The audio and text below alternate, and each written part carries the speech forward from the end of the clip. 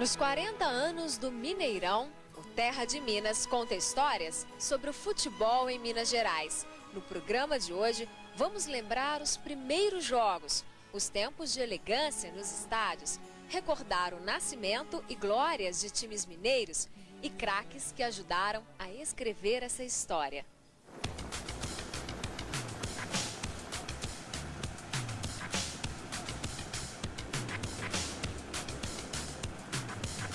Há 40 anos, o Mineirão embala os sonhos dos apaixonados pela bola. Mas o futebol chegou ao Brasil muito antes disso.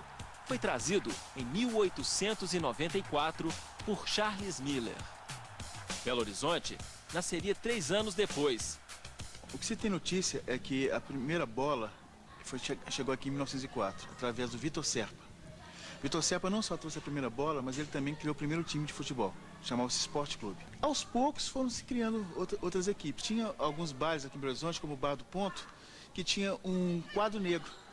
Aí os times colocavam lá o nome do time, esperando aparecer um adversário para colocar o nome do time também. Aí quando colocava, que eles iam sentar para conversar, para combinar o jogo. No começo nem tinha trave.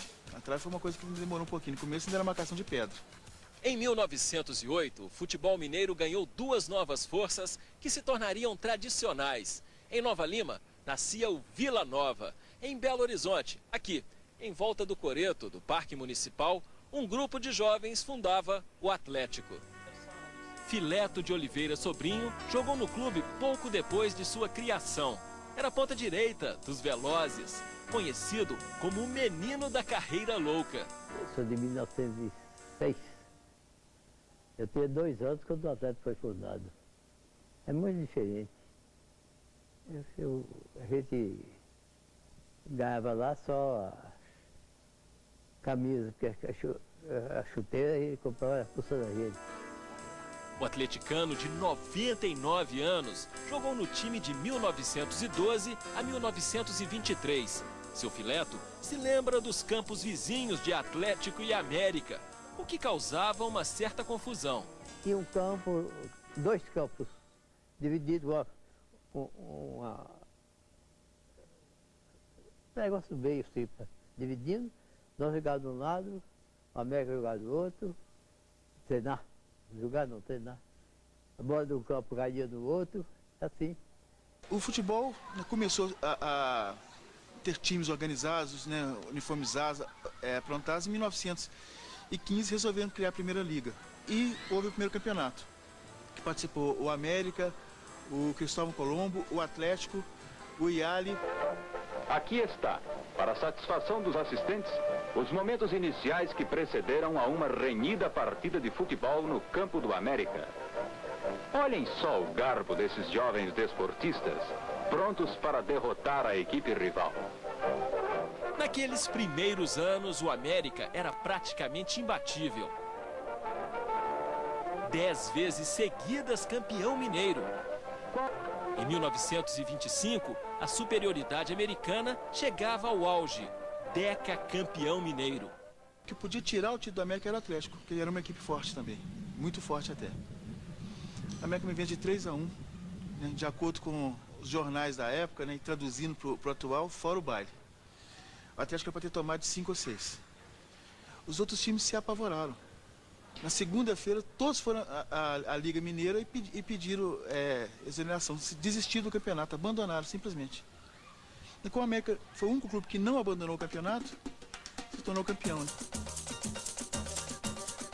Uma outra força do futebol mineiro nascia da colônia italiana em 1921. O Palestra Itália foi um clube fechado e por isso tinha uma torcida pequena, que era só a colônia. Depois, mais tarde, que ele foi se abrindo ao público e depois de se chamar Palestra Mineiro e Ipiranga, acabou se chamando Cruzeiro por causa da Segunda Guerra Mundial, que todos os clubes no Brasil que tivessem nomes alemães ou italianos foram obrigados por Getúlio a mudar o nome.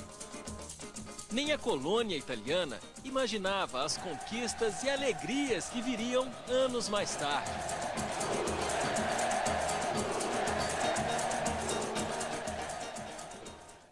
Depois do intervalo, lembranças dos tempos românticos do futebol na capital e os jogos que ficaram na história. Fala sobre futebol. Agora vamos lembrar jogos históricos e tempos românticos, quando os clubes elegiam misses e os torcedores vestiam terno para ir ao campo. Salim Salum frequenta estádios desde criança. O americano de 87 anos testemunhou capítulos curiosos da história do esporte em Belo Horizonte. O primeiro jogo que eu assisti foi América e Flamengo, onde é o mercado municipal. O Flamengo era o maior time do Brasil, tinha Moderato, aqueles jogadores, e eles bateram no América 8-1. E eu assisti esse jogo. Não existia naquele tempo liga de juízes, não havia juízes em Belo Horizonte. Quando jogava Atlético Cruzeiro, Atlético América, um diretor de cada clube saía nas arquibancadas. Ô fulano, quer apitar o jogo? Ah, não, coisa e tal. Depois veio a fase Metaluzina, Meridional. E o clássico Memé era Meridional e Metaluzina. Era um clássico pequeno, chamava Memé.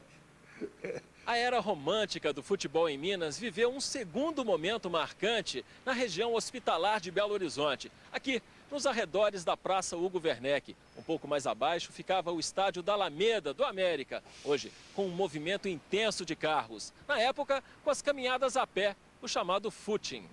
Vejamos naquela época uma festa no Campo do América.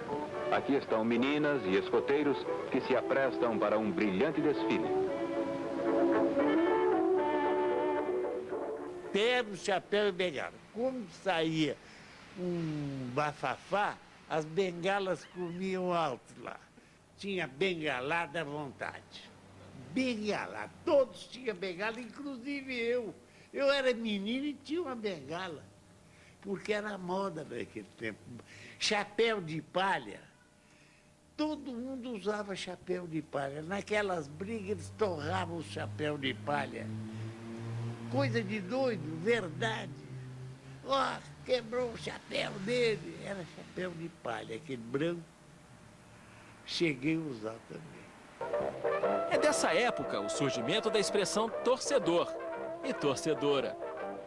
Iam ver os jogos, haviam os atletas, né? A chance de elas verem homem de calção, porque não tinha como ver a perna dos homens, né? Se não fosse essa oportunidade. Né? E via o jogo torcendo os lencinhos. Aí se criou a expressão torcedora. Depois passou também, né, a ser todas as pessoas que viam o jogo se tornaram torcedoras, mas a expressão porque elas torciam os lenços nervosas, né, quando o time delas estava atacando. Naquele tempo, as moças todas frequentavam o futebol.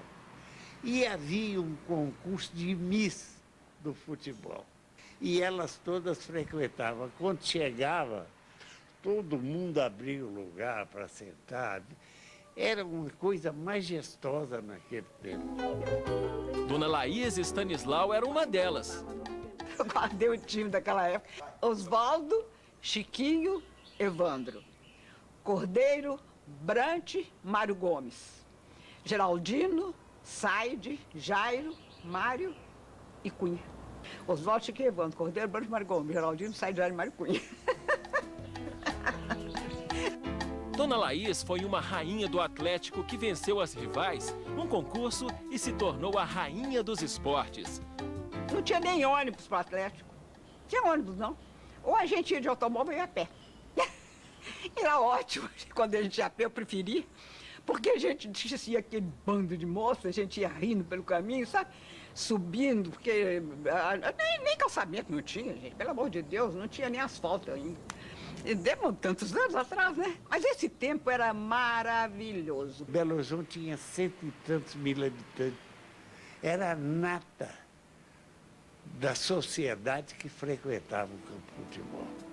A maior parte mesmo lá também era estudante, mesmo que jogava, sabe? Era todo estudante. Estudante de medicina, estudante de engenharia, estudante de direito. A maior parte medicina. O futebol crescia em Minas e os estádios ficavam pequenos para a paixão dos torcedores. O Brasil iria sediar uma Copa do Mundo em 1950 e para o prefeito Otacílio Negrão de Lima, Belo Horizonte não poderia ficar de fora. nascia o Independência, aqui no bairro do Horto, no lugar onde antigamente existia um lixão. A Copa do Mundo veio 3 jogos internacionais para cá. O Uruguai ganhou da Bolívia 8-0. A Iugoslávia ganhou da Suíça 3-0. E os Estados Unidos ganhou da Inglaterra 1-0. Gol de Guetjean. Era um porto-riquenho naturalizado americano. Fez o gol.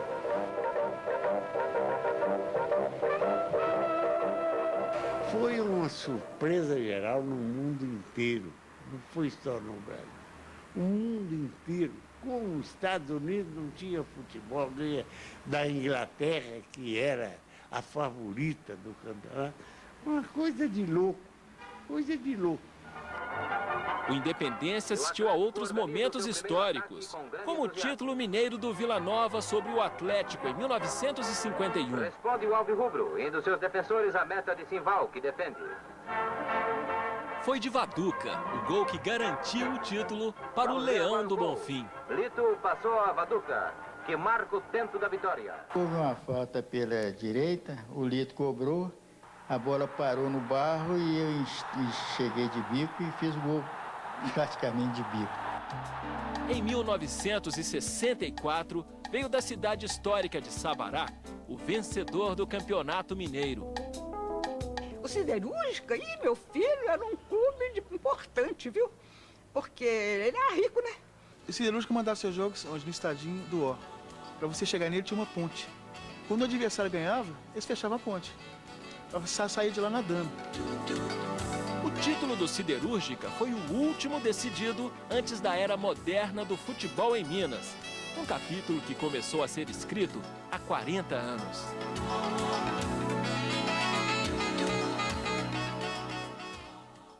A seguir, do projeto à construção, um grande estádio para a imensa torcida mineira e craques no campo e na cozinha.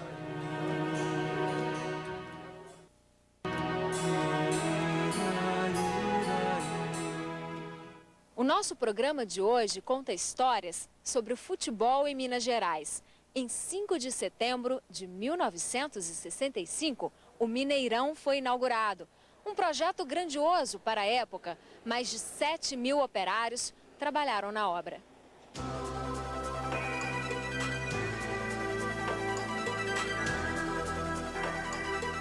O estádio foi traçado em cerca de 2.000 plantas e pranchas, que hoje seu Wilson Teixeira trabalha para recuperar. Esse desenho foi feito à mão pelo meu irmão, José Teixeira. E eu era auxiliar dele nessa época, auxiliar de desenhista. E ajudei a fazer a maioria dos desenhos do estádio do Mineirão. Nessa época não existia o recurso de computação para fazer os desenhos, de formas que o projeto inteiro foi desenvolvido nas mãos de desenhistas. Os turnos de trabalho chegavam a quase 24 horas. Com o Mineirão quase pronto, os responsáveis pela construção do estádio não quiseram perder a chance de dar o toque final, de botar a mão na massa. Uma dessas vigas aí, quem fez a concretagem final fomos nós. Cada um pegou um carrinho de concreto, levava lá, colocava na viga, certo? Com a supervisão de quem de direito, que era o encarregado, essa história. O primeiro jogo, Seleção Mineira contra River Plate da Argentina. 75.000 torcedores, renda de 84 milhões de cruzeiros. O primeiro gol, Buglé, Seleção Mineira, 1-0.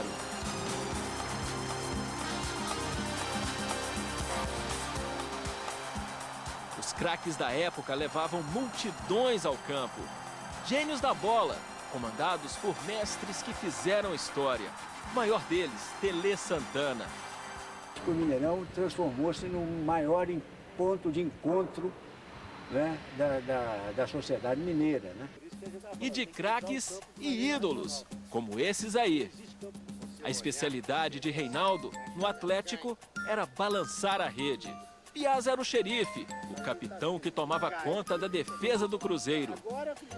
O meia fez parte de uma geração de ouro, de um time repleto de estrelas, com Raul, Tostão, Nelinho, Jairzinho, Dirceu Lopes, Palhinha, irresistível até para os Santos de Pelé e companhia. Em 1966, o Cruzeiro foi campeão da Taça Brasil, vencendo o considerado melhor time do mundo por impiedosos 6-2, com uma goleada desenhada ainda no primeiro tempo. E 5-0, a gente olhava no placar, indo pro vestiário, olhava no placar e falava assim, não, eu não acredito, eu tô sonhando. É verdade? Não, não. E a humildade também, quer dizer, além do respeito, a humildade que nós tivemos, que eu acho que até foi um pouco exagerado. É que no vestiário, voltando pro segundo tempo, a gente, além do treinador, o diretor chamando atenção, nós também tivemos com você, gente, não está ganho. 5-0 não estava ganho. Jogo duro, né? Não, falando, não está ganho. Era de fazer atleticano se encantar. Sofri inquieto no banco de reserva, porque eu era garoto em 73, 74. Eu entrava sempre nos finais dos jogos. E o Atlético sempre tomando pancada, perdendo pro Cruzeiro. Mas valeu uma coisa, Rei. Tem certeza que você sentado ali, você viu muita coisa boa aqui dentro. Claro. E aprendeu. Claro. Depois tentou descontar. Só que aí eu saí fora. A geração de Piazza passou o bastão para a de Reinaldo, Toninho Cerezo, Paulo Isidoro, Marcelo, com jogadas geniais. Gols de placa. Reinaldo se tornou rei. Aí ele tocou a bola, Piazza. A bola veio devagarzinho no campo. Eu olhei assim, ó. E ó. Aí a torcida. Rei. Reinaldo é esse rei.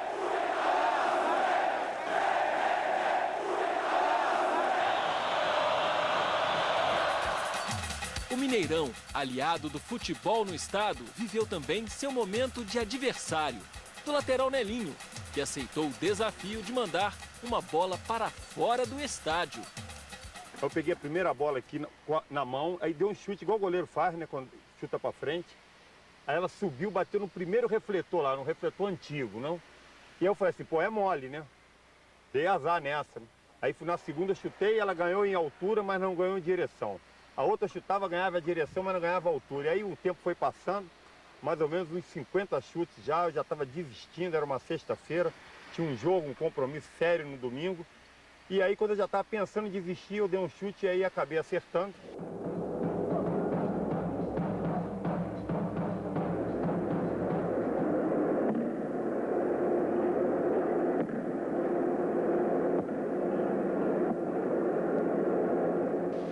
Por causa disso, não pude treinar no sábado, porque meu dedão ficou inchado, muito inchado.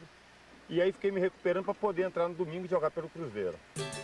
Vencido o gigante de concreto, Nelinho parte para um desafio fora de sua área. No almoço com os amigos, Nelinho lembra histórias do Mineirão, que além de Atlético e Cruzeiro, teve o América, campeão em 71, 93 e 2001.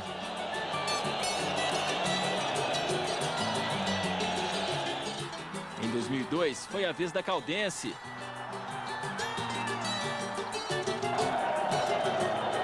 E neste ano, do surpreendente Ipatinga.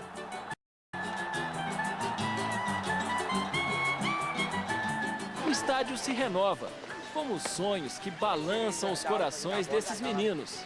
Eu quero ser um jogador profissional. É isso aí! Aê, galera!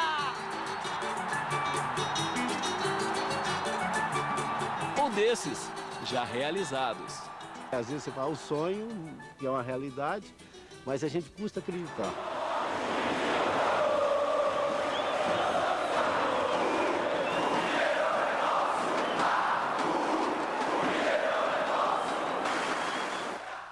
O Terra de Minas de hoje fica por aqui. Visite a nossa página na internet para rever o programa e enviar sugestões para a produção. O endereço é www.globominas.com/Terra de Minas. Uma boa semana para todos vocês e até o nosso próximo encontro, no fim de semana que vem.